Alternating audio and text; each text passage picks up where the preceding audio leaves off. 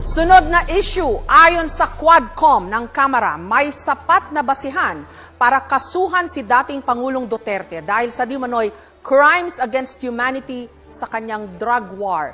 Pero sabi ng kanyang mga kaalyado, politically motivated ang rekomendasyon ng Quadcom. Ang tanong ng bayan, dapat bang sampahan ng kaso si dating Pangulong Duterte o hindi? Ang mga sasalang para pagdebatihan ang isyong ito, si Representative Castro na pabor sa panukala. Conditional naman ang tugon ni Senator De La Rosa. Dapat lang kasuhan si dating Presidente Duterte at long overdue na ito. Pati yung mga kasapakat niya at nag-utos sa pagpatay sa war on drugs.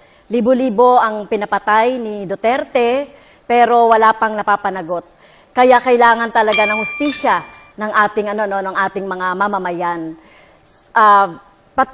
Sinasabi natin dito na dapat ay yung kaso na ito ay matagal na, pati na rin siguro. Senator De La Rosa? Ang sagot ko dyan is conditional, hybrid. Pwedeng yes, pwedeng no.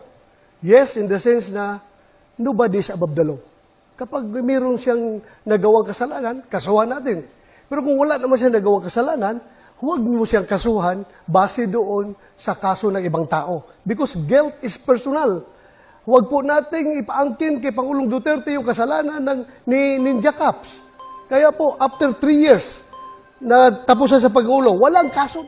Meron ho naman kayo ngayong 15 seconds para mag-react po kay Senator De La Rosa. So, mismong siya, si President Duterte, ay umamin na pumatay siya ng tao.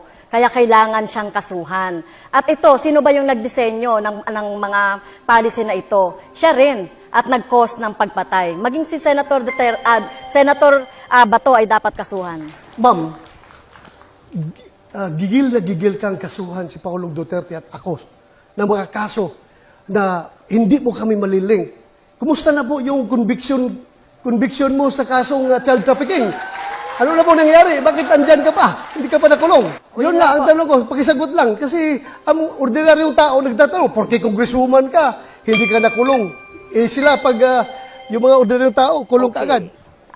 Kung ito po ay nasa Kongreso, ay out of order ko po dahil wala siya sa tanong. No? At ang ginawa po natin na pagre-rescue, tama lang po yung ginawa ko na pagre-rescue sa mga teachers, sa mga bata na biktima ng mga harassment, intimidation at threat doon sa sinasabi ni Senator Bato na kaso. So kung sino mang mga teachers gagawin yon, yung ipagtanggol at sagipin yung ating mga teachers at mga estudyante. So tingin ko po ay walang mali doon sa ginawa po natin doon sa kaso. Now, Senator De La Rosa, may pagkakataon ho kayo na magtanong o mag-react pa rin sa posisyon po ni Representative Castro. 15 seconds po. Ano pong risk yun na pinagsasabi niya? Na yung mga parents ng mga bata mismo ay galit na galit sa kanya. Bakit ginamit niya ang mga kabataan para sa kanilang kapakanan? Walang risk yun nangyari doon. In fact, konbiktado ang isa sa kaso eh. There was no rescue. Well, yung sinasabi naman po ng mga magulang na galit sa akin, ay ito ay gawa-gawa lang ito. Itong mga magulang na ito. So kung titignan natin yung mga magulang ng mga bata na talagang involved doon sa pag-aaral ng mga bata doon sa Lumad School, ay talagang nangihinayang sila doon sa pagsasara ng mga eskwelahan ng mga lumad. Dahil alam naman natin, kulang talaga sa serbisyong pang-edukasyon ang mga lumad. So talagang sila ay hinayang na hinayang at sinisisi ang gobyernong Duterte. Maraming salamat po kay Representative Castro at kay Senator De La Rosa.